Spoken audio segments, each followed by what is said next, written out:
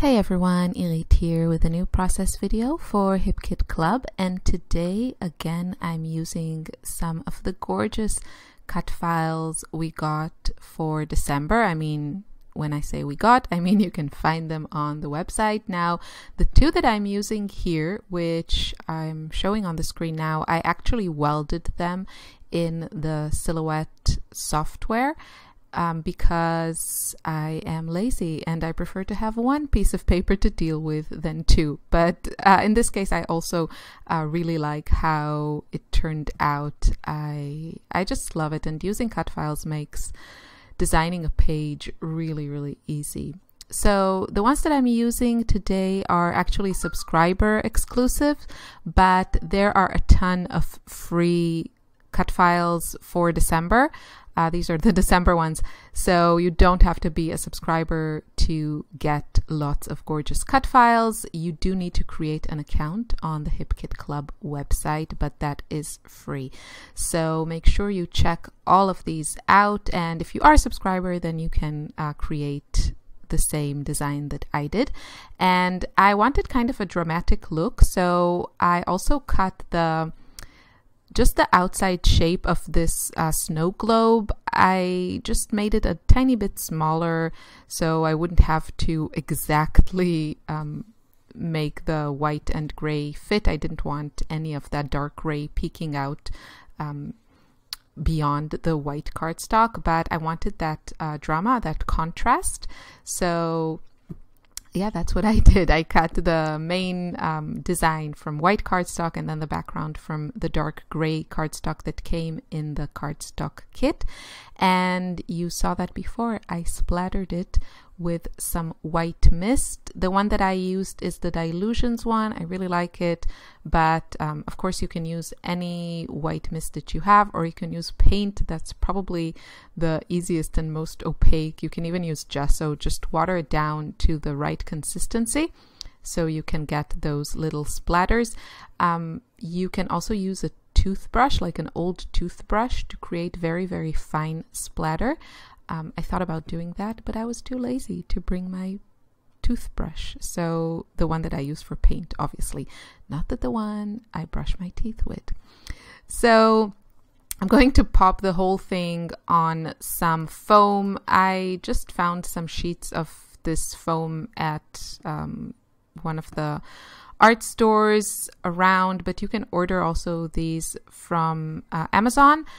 I will be visiting the United States of America very soon, in less than 2 weeks. I can't believe it.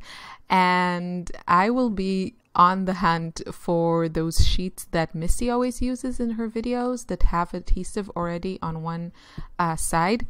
I will definitely be stocking up on those if I can find them. So for my background, I chose this gorgeous pattern paper. It's one of my favorite in the kit. It has this beautiful design, very subtle, but so beautiful. And I really love the whole color scheme of white, gray, and pink. I've always loved it. It's probably also something I wear a lot, which is completely irrelevant for this video, but yeah. And that's what I went with here. So I thought I would add something at the bottom just to ground this globe a little bit, because otherwise I felt it just looked like it was floating around. And I wanted to repeat the gray cardstock, but it was just a little bit harsh without anything between it and the background pattern paper. So I just added the manufacturer strip of the same pattern paper between them, so it gives it a nice little detail, and also a pop of that beautiful aqua color, which I will be using as an accent color here. So you'll see that in my embellishments. I am also a really big fan of finding kind of a repeating motif in the kit, or in the products in the kit, and using a bunch of it on one layout. And in this case, I grabbed all these dark gray trees. Most of them are from the chipboard sheet that we got, which is just gorgeous. And then I think one of them came in one of the ephemera packs. So I'm going to build kind of a little scene, but before that, I am going to add just the tis the season from this puffy sticker sheet.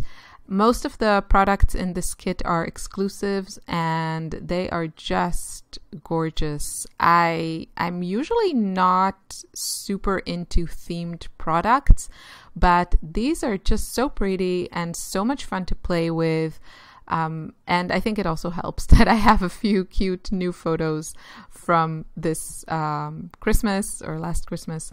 And yeah, obviously it makes the whole process of documenting this very pleasant. So I do want to keep this kind of straight. And I have to say, like, I don't really like lining things up and doing things, you know, accurately, but I felt this was worth it. And yeah, I'm not gonna make you watch the whole thing. It's like painful enough for me to actually do this, so I'm not gonna put you through watching it. But there it is, all lined up. I think it looks great. And I also want to add this little Merry Christmas. I just really liked how it looked, and also the colors work with my theme here, or color scheme. So I'm just moving it around, and I have to say that I peeked in my viewfinder, or like little screen on my camera, to see where it looked better.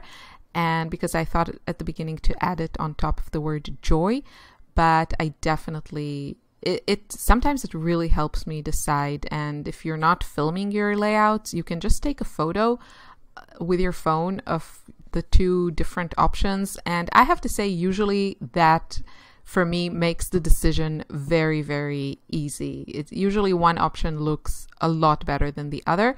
And yeah, so that's a little tip for you.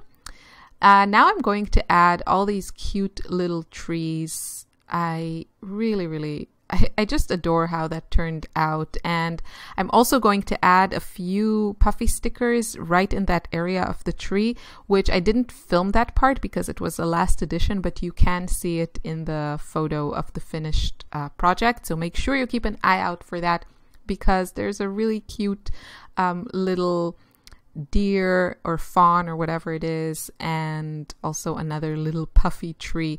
And it just looks beautiful. I'm so happy with how this turned out. I really didn't know where it was going, and I created the whole cut file even before I saw these trees and thought about using them in this layout. But everything just came together, the colors work, and I guess it's probably a relatively busy layout for me, but I really like the atmosphere of it. And yeah, I feel like all the elements, like the cut files and those trees, it's all, you know, even though, yes, they're busy and I feel like they might take some of the attention of the beautiful photo of Lily. That's Lily in the photo looking at the tree at her grandma's house. You can see she was mesmerized by the lights and the decorations. But I think the whole thing just tells a story, and yeah, it's just such a fun design, and yeah, very festive. You can definitely also hang something like this on your wall, even for, you know, next Christmas. Share those memories and exhibit them, you know, present them, or just show them in your home. So yeah, now just adding some finishing touches. I will be adding some stars and just a few touches of gold. I found this little frame which has like these stars, and then kind of looks like, I guess it looks a bit like Christmas lights or something like that. Anyway, I really loved how that looked, and I wanted to add it. So one part I had no problem finding the right spot for it, and then the other one I was like, where am I going to put you? But I had to put it somewhere, and eventually I think I found a good spot for it. So it kind of repeats the same like circular element that I have with the snow globe. And yeah, it looks super cute. So this is it for this. Oh, I found this other tree, and yes, I had to include it. I missed it the first time I looked through those chipboard pieces, but then I found it and it worked out perfectly because it really created even more kind of layered, interesting look to that little scene of trees at the bottom. So yeah, I'm going to add some golden stars, again from the same chipboard piece, and some aqua stars from the puffy sticker sheet. And that's it. So here's my finished layout. Look at that little fawn at the bottom right corner and the cute little birdie. So cute. I hope you feel inspired. I hope you enjoyed this video. Have a wonderful day, and I will see you next week. Bye bye.